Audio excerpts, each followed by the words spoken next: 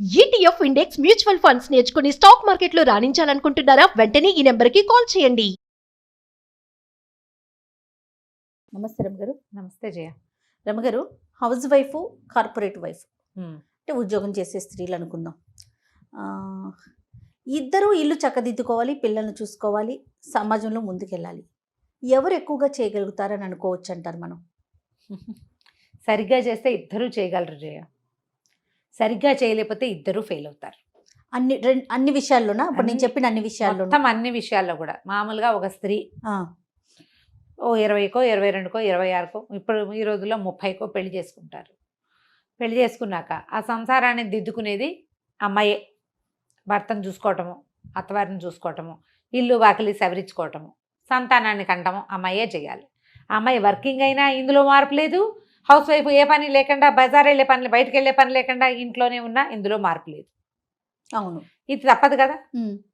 పెళ్ళి, ప్రెగ్నెన్సీ, పిల్లలు అనేది ఆడవాళ్ళకి సర్వసామాన్యం. నువ్వు వర్కింగ్ కాకపో అయిందా. ఇప్పుడు ఈ రెండిట్లలో అమ్మాయి వర్కింగ్ అనుకో, టైం ప్రకారం పరిగెడుతుంది. వాళ్ళ లివింగ్ స్టైల్కి ఒక లైన్, ఒక ప్రత్యేకమైన ట్యూన్ ఉంటుంది. ఈ టైంకి లేవాలి, ఈ టైంకి వంట అయిపోవాలి, ఈ టైంకి పరిగెత్తాలి, ఈ టైంకి మళ్ళీ వెనక్కి రావాలి. టైం ఖచ్చితంగా ఉంటుంది. అవును కదా. 100%. ఫ్రేము ఒక ఫ్రేమ్డ్గా ఉంటుంది జీవితం. ఇందులోనే ఈ అమ్మాయి వాళ్ళని వీళ్ళని చూసుకోవటం, భర్తని సవరించుకోవటం, ఇల్లు సర్దుకోవటం, పిల్ల జల్లా పుడితే పిల్లల్ని సవరించుకోవటం, వీళ్ళని ఎక్కడైనా డే కేర్లో అప్పచెప్పడం, లేదా అత్తారింట్లోనో అమ్మ ఇంట్లోనో అప్పచెప్పుకోవటం, వాళ్ళకు ఒంట్లో బాగుండకపోతేనో, వాళ్ళకి అవసరమైతేనో, స్కూళ్ళకి వెళ్ళాల్సి వస్తేనో మధ్యలోనే పరుగులు పెడుతూ ఇంట బయట కూడా పరిగెడుతుంది అమ్మాయి. నువ్వు పరిగెత్తట్లా? అవును. మా పిల్లలు పెద్దాళ్ళు అయిపోయారు అనుకో, అవును, నువ్వు పరిగెడుతూనే ఉన్నావు కదా. పరుగులు. ఈ పరుగుల మీద చేస్తావు. ఇందులో కొంత ఫిజికల్ హెల్ప్, ఎట్లా డొమెస్టిక్ హెల్ప్ ఉంటే ఇంట్లో అమ్మ కానీ అత్తగారు కానీ ఏదైనా ఒక పెద్ద ఆడపడుచో, మేనత్తో, కజిన్ సిస్టర్ ఎవరైనా పెద్దమ్మో హెల్ప్ ఉంటాం, లేదా ఒక అమ్మాయి ఒక మనిషిని పెట్టుకోవటం ఉంటే కొంచెం వీళ్ళకి చిన్న వెసులుబాట్లు కుదురుతాయి. భర్త కూడా సాయిదా ఫాయిదాగా ఉండేవాడైతే ఇంకొక రవ్వ వెసులుబాటు కుదురుతుంది. హౌస్ వైఫ్కి అనుకో, ఈ టైం ఫ్రేమ్, ఆ అమ్మాయికి హౌస్ వైఫ్కి కూడా టైం ఫ్రేమ్ ఉంటుంది. భర్తని పిల్లల్ని బయటికి పంపించాలి ఒక టైం ప్రకారం, మళ్ళీ మధ్యాహ్నం భోజనం ఒక టైం ప్రకారం ఇవ్వాలి, సాయంత్రం టైం ప్రకారమే వాళ్ళు ఇంటికి వచ్చేసరికల్లా తిండో తిప్పలో ఏర్పరచుకోవాలి, మళ్ళీ రాత్రి ఆ వేళకి భోజనం ఏర్పాటు చేయడం, పడుకోబెట్టడం, మళ్ళీ అయితే పొద్దున్న లేచేసరికల్లా పని మనిషికి వస్తుంది రాదు, లేదా వీళ్ళే చేసుకోవాలి. వీళ్ళకి మాత్రం ఉరుకులు పరుగులు లేవు. వీళ్ళకి మధ్యలో చిన్న రిలాక్సేషన్స్ ఉంటాయి. అదనపు బాధ్యత లేదు కదా. వర్కింగ్ ఉమెన్కి అదనపు పని ఉంది, వీళ్ళకి అదనపు బాధ్యతలు కొంచెం తక్కువ ఉంటాయి. కానీ వర్కింగ్ ఉమెన్ చేయలేని చాలా పనులు హౌస్ వైఫ్స్ చేస్తారు ఇంట్లో.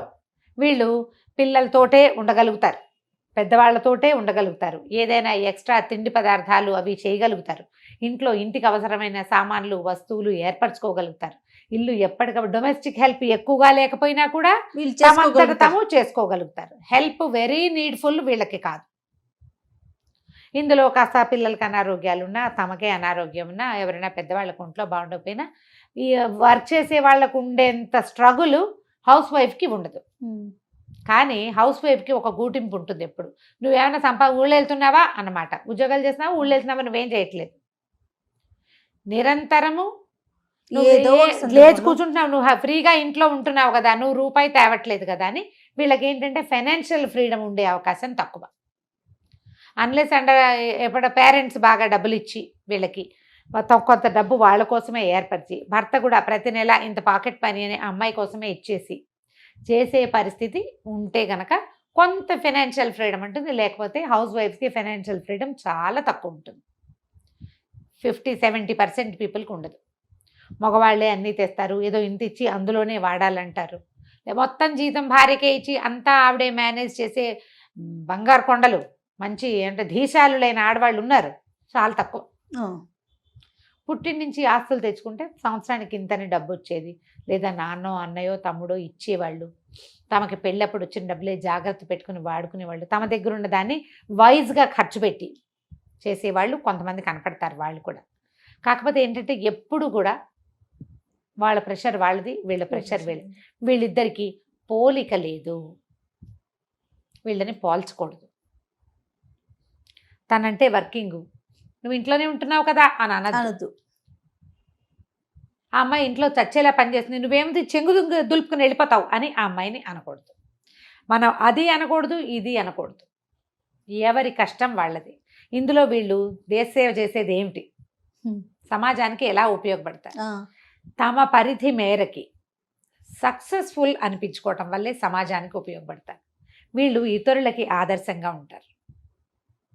అన్ని పనులు చేసుకుని, ఇంట్లో చూసుకుని, ఆఫీస్కి వెళ్ళి వర్క్ చేసి డబ్బులు తెచ్చుకుని, పిల్లల్ని చూసుకుని, తమకంటూ ఓ ఇల్లు వాకిలి ఏర్పరచుకుని ధైర్యంగా నిలబడి జీవితంతో పోరాడే వాళ్ళని మనం 100 మందిని చూస్తున్నాం మన లైఫ్ స్టైల్లో. నేను హండ్రెడ్స్ ఆఫ్ పీపుల్ని చూస్తాను జయ. నాకు తెలిసి ఎప్పుడు నాకంటే కనీసం 20-25 సంవత్సరాలు పెద్దదైన మా చిన్నక్కయ్య, మూడోక్కయ్య వాళ్ళిద్దరూ వర్క్ చేయటం నాకు తెలుసు. ఇద్దరు స్కూల్ టీచర్లే. ప్రతి వారము పిండి వంటలు చేసుకునేవాళ్ళు, ప్రతి వారము పిల్లలకు బట్టలు కుట్టుకునేవాళ్ళు, ప్రతి పండక్కి స్వీట్లు ఉండేవి. ఎంత పని చేసేవారు. వాళ్ళు చేసే పనుల సగం కూడా చేయట్లేదు ఇప్పుడు నేను అనుకుంటా. చాలా సక్సెస్ఫుల్గా ఇద్దరు మంచి టీచర్లుగా పేర్లు వచ్చినాయి వాళ్ళకి. అటు కెరీర్లోనూ బాగున్నారు, క్యారియర్లోనూ బాగున్నారు, ఇంట్లోనూ బాగున్నారు. ఏంటంటే ఇప్పుడు మనకి సమాజం అన్ని పక్కలకి లాగేస్తున్న రకరకాలవి అప్పుడు లేవు వాళ్ళు వర్క్ చేసిన రోజుల్లో. టీవీ లేదు జయ అసలు. మా జీవితాల్లో టీవీయే లేదు అప్పుడు. ఇప్పుడు టీవీ, ఫోను వచ్చినాయి. వెళ్ళబోసుకోవటం ఆక్రోశం. వీళ్ళు ఇద్దరు చేయకూడని కొన్ని పనులు ఉంటాయి. ఇప్పుడు ఈ అమ్మాయి వర్క్ చేసే అమ్మాయి సమాజానికి ఉపయోగపడుతుంది. హౌస్ వైఫ్గా ఉండే అమ్మాయి ఇల్లు సరిగా దిద్దుకుంటుంది, కొట్లాటలు రానివ్వదు, పిల్లల్ని జాగ్రత్తగా చదివించుకుంటుంది, పిల్లలు ఎక్కడికి వెళ్తున్నారు ఏమిటి వాళ్ళ వేరబౌట్స్ అబ్జర్వేషన్ ఉంటుంది, కనుక్కుంటుంది, మాట్లాడుకుంటుంది, పిల్లలు చక్కగా పైకి వెళ్ళి బాగా చదువుకునేలాగా చూసుకుంటుంది, కష్టపడుతుంది బాగా. శారీరకమైన కష్టం పెద్ద కష్టం. నువ్వు ఇంట్లోనే ఉంటావు ఎందుకు చూసుకోవు నువ్వు అన్న లాంటి మాటలు ఎప్పుడు వింటూనే ఉంటుంది. పాపం వింటారు అలాగే, అవి వినాల్సే వస్తుంది. ఇంత కష్టపడి ఇంత చక్కగా పిల్లల్ని చదివిస్తే చక్కగా తల్లి చదివించుకుందన్న మాట ప్లస్ సమాజంలో ఇతరులు ఈ అమ్మాయిని చూసి ఇట్లా ఒళ్ళు దగ్గర పెట్టుకుని పిల్లల్ని చక్కగా చూసుకోవటం, జాగ్రత్తగా చేయటం నేర్చుకుంటారు. వీళ్ళిద్దరూ ఈ ఇద్దరు కూడా సమాజానికి మంచి పౌరులను ఇవ్వగలుగుతారు. ఇదే కదా ఉపయోగం సమాజానికి. అది చాలు కదా, రోడ్లు ఊడవక్కర్లేదు, రోడ్లు ఎక్కర్లేదు. బాగా చెప్పారు. మన ఇల్లు ఉద్ధరించుకుంటే చాలు. వర్క్ చేసేటప్పుడు అమ్మాయి ఆఫీస్కి అవసరమైన పని చేయటం, ఇంట్లో పని చేసేటప్పుడు పిల్లలకి కొంచెం బాగా ఆదర్శాలు మనం పాటించలేని రోజు ఇది.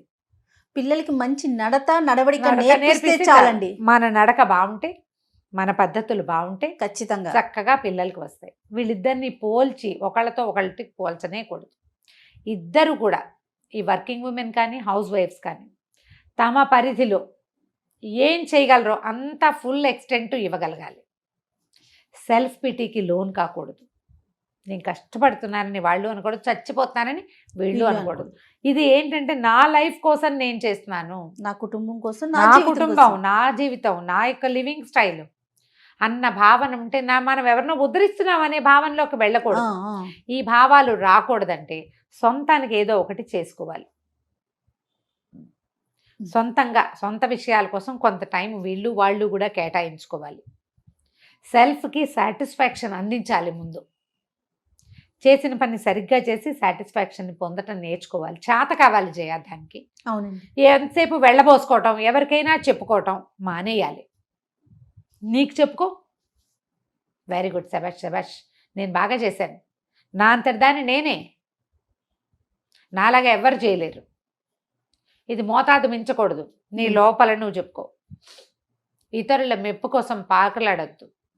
అప్పుడప్పుడు కావాలనిపిస్తుంది, విసిగిపోతాం జీవితంలో, ఎంత చచ్చిపోతున్నా మెప్పు లేదనిపించేస్తుంది. మిగిలిన వాళ్ళు ఉంటారు కదా, అవునవును, మనకి అలాంటప్పుడు సెల్ఫ్ బూస్టప్ చేసుకోవడం ప్రాక్టీస్ చేయాలి. దానికి ప్రాణాయామం చాలా హెల్ప్ చేస్తుంది. నిశ్శబ్దంగా కూర్చోండి, చిన్నప్పటి నుంచి మనం ఏం చేసామో గుర్తు చేసుకోండి, ఆలోచించండి. ఎప్పుడెప్పుడు మనం ఎన్నిసార్లు ఆటుపోట్లను తట్టుకున్నాం, దాని మీద ఆలోచిస్తే మెల్లిగా సర్దుబాటు అయిపోతుంది. ఇది కనుక ప్రాక్టీస్ చేస్తే హౌస్ వైఫ్ గెలుస్తుంది, కార్పొరేట్ వైఫ్ గెలుస్తుంది, ఎవరైనా గెలుస్తారు. వీళ్ళు సమాజానికి చాలా బాగా ఉపయోగపడతారు. ఆడవాళ్ళు లేకపోతే సమాజ నిర్మాణమే లేదు. ఎవరి స్థానం వాళ్ళదే. వర్క్ చేసేవాళ్ళు సమాజానికి అదే విధంగా అవసరం, ఇంట్లో ఉండేవాళ్ళు అవసరమే. ఇప్పుడు కొంచెం తక్కువ ఉంటున్నారు, అయినా కూడా మన పరిధిలో మనం చెయ్యగలిగినంత మన కుటుంబానికి, మన చుట్టుపక్కల ఉన్న జనాలకి, మన ఫ్యామిలీకి చెయ్యగలిగినంత చేస్తూ ముందుకెళ్తే అసలు మీకు పోలికే లేదు. మన దాన్ని మనం చేసుకుంటూ వెళ్ళిపోవటమే. అంతే, మన ఉనికిని కోల్పోకుండా. అంతే. రైట్ రమ్మ గారు, నమస్తే.